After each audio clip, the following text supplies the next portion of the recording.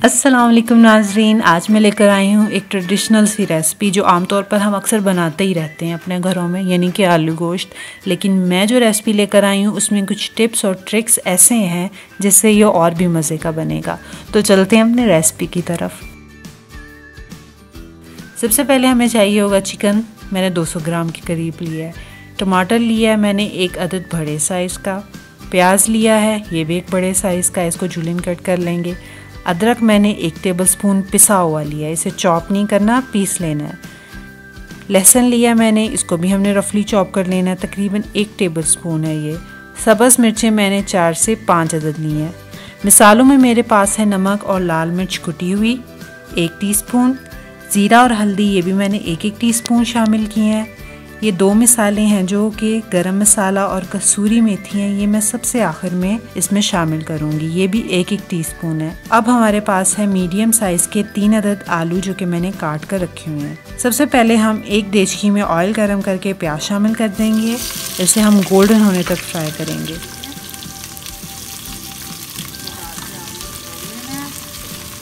प्याज जो हमने फ्राई करने के लिए डाला था वो अब गोल्डन होने लग चुका है। इसमें हम लहसुन शामिल कर देंगे, थोड़ा सा फ्राई कर लेंगे ताकि लहसुन का जो कच्चापन है वो ख़त्म हो जाए, लेकिन इसको अपने गोल्डन ब्राउन हरगिज़ नहीं करना, ठीक है। अब साथ ही हमने इसमें टमाटर शामिल कर देना है और थोड़ा सा और पका लेंगे। ये थोड़ा सा हिला लिया मैंने, अब हम इसमें पानी शामिल कर देंगे। अब मैं चूल्हा बंद कर दूंगी। सारे अमेज़े को अब मैंने ब्लेंडर में ब्लेंड कर लेना है। लीजिए मसाला अच्छे से ब्लेंड हो चुका है। अब हम इस मसाले को वापस देचकी में डाल देंगे। ये जो मसाला बच गया इसमें थोड़ा सा पानी मिक्स करके हिला लेंगे और इसे भी देचकी में डाल देंगे। अब इसमें साथ ही मसाले शामिल कर देंगे। सबसे पहले पास है मेरे नमक और मिर्च, ये डाल दिया। साथ ही मेरे पास है भुना हुआ ज़ीरा और हल्दी, ये भी इसमें डाल देंगे। भुने हुए ज़ीरे का बहुत ही अच्छा टेस्ट आता है, इसलिए इसको हम भून लेंगे और फिर मिक्स कर देंगे। चूँकि हमारे आधे इंग्रेडिएंट्स पहले ही पक चुके हैं, इसलिए इस पॉइंट पे हम इसमें चिकन शामिल कर देंगे।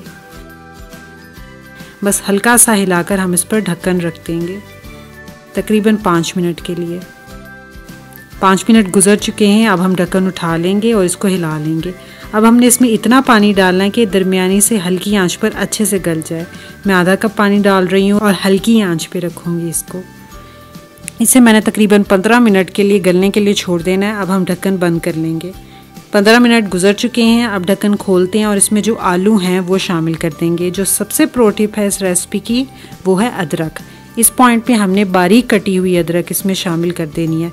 ना तो आपने इसे पेस्ट के तौर पे यूज़ करना है, नहीं आपने इसको चॉप करना है। इसे या तो आपने बारीक बारीक कश कर लेना है या फिर आपने इसको इसी तरह डाल लेना है। ये इसमें जाएगा। अब हम सब्ज़ मिर्च डाल देंगे।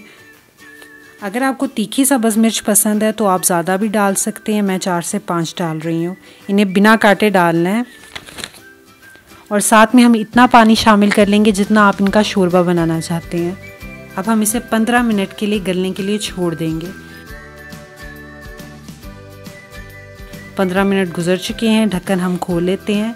अब इसमें कसूरी मेथी शामिल कर देंगे और गरम मसाला शामिल कर देंगे।